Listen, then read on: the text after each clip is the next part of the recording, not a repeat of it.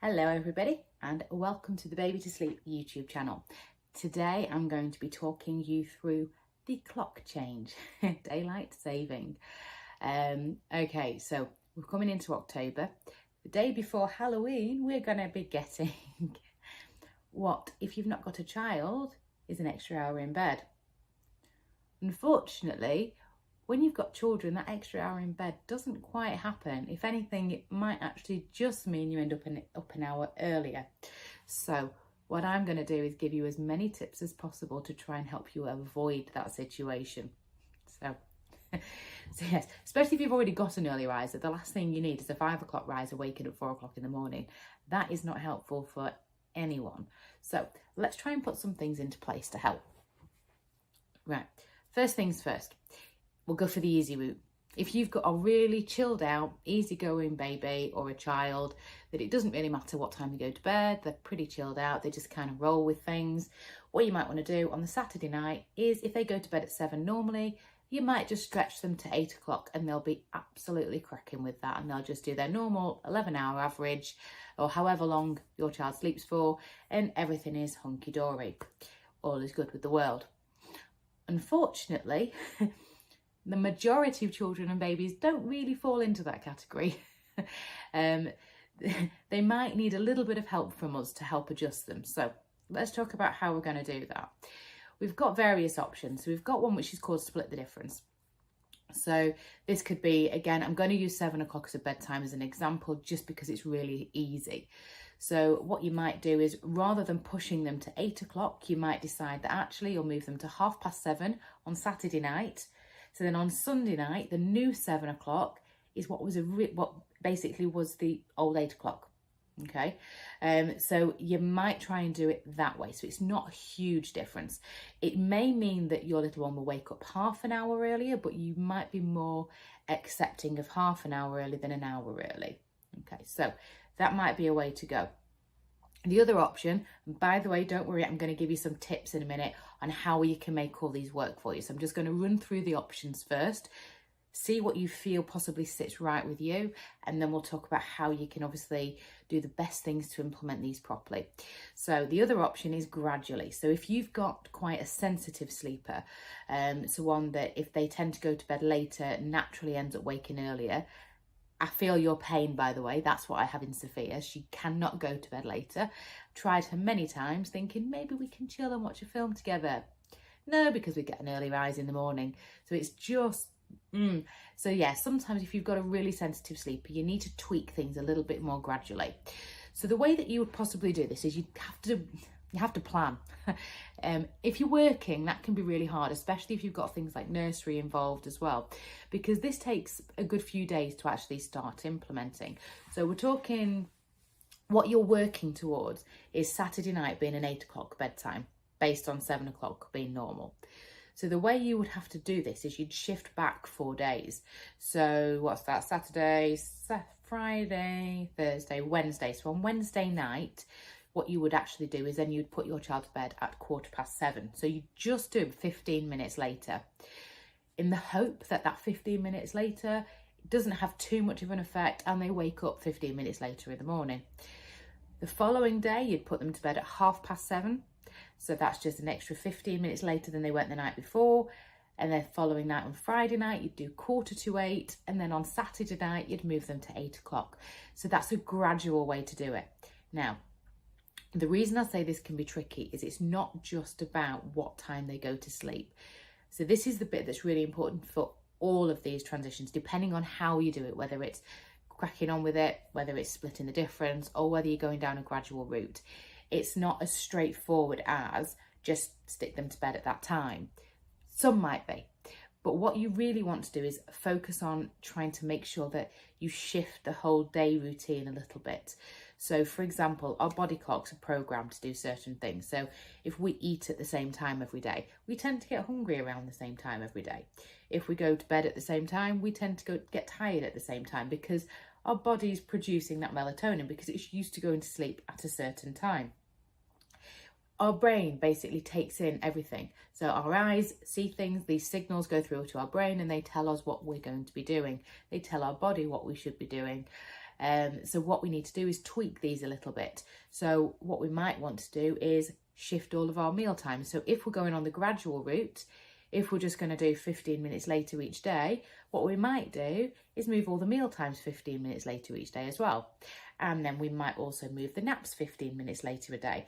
That's if you've got a child that's napping. So you're gradually shifting the whole 24 hours, the whole routine, not just the sleep.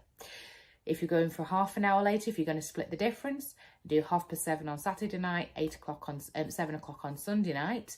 You could go the other way if you really wanted to, and you could go for 7:30 on Friday night and then go for the 8 o'clock on the Sunday. It's Saturday night, sorry. It's completely up to you how you want to do it. But again, if you're going to move everything, even if it's by half an hour, shift everything. Shift the naps, shift the meals, move it all. And again, if you're going to go for the extra hour, if you're just going to push it, which you might choose to do, because at the end of the day, it's Halloween on Saturday, so you might decide that actually you're not too bothered about the extra late night there.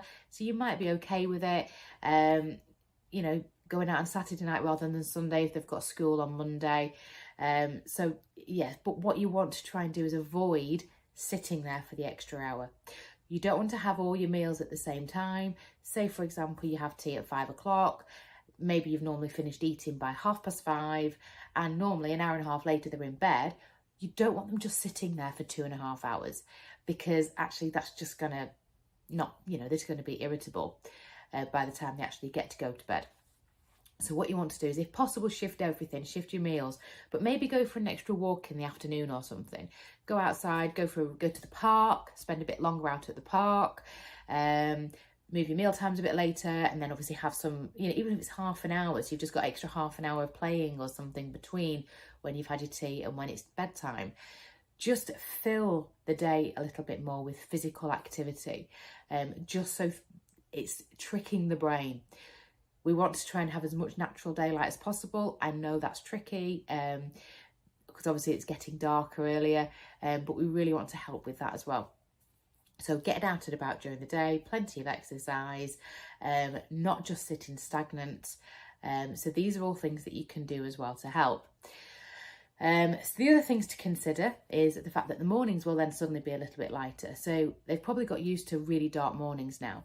Suddenly, actually, it's a bit lighter that bit earlier. So that might trigger them as well to wake up.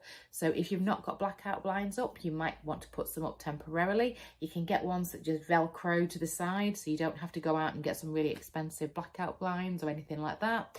The other thing to consider is sleep clocks as well. They tend to be able to understand sleep clocks, like the basic sleep clocks, from about 20 months old. So that's simply rabbits awake, rabbits asleep as an example. So they kind of get that, which is great.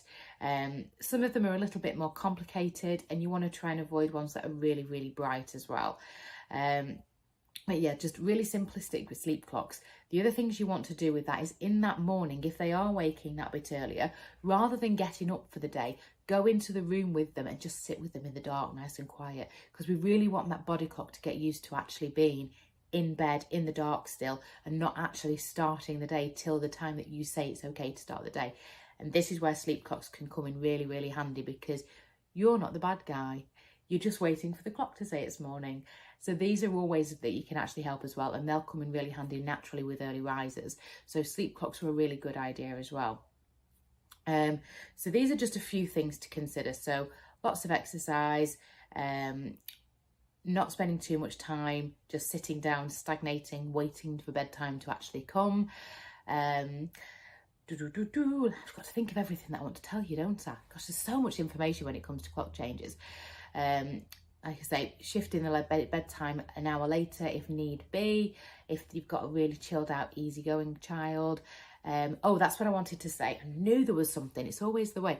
This one works really, really well. So if you've got a child, you're having to wake up in the morning to go to school or go to nursery, because they're actually going to bed later, this is actually a really, really good opportunity for you to actually shift everything that bit earlier.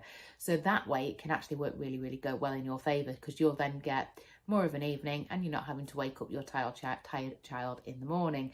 So that's always a good way as well. So there's loads of ways that you can actually really, really help your little one during that transition, and hopefully it doesn't affect your sleep too much.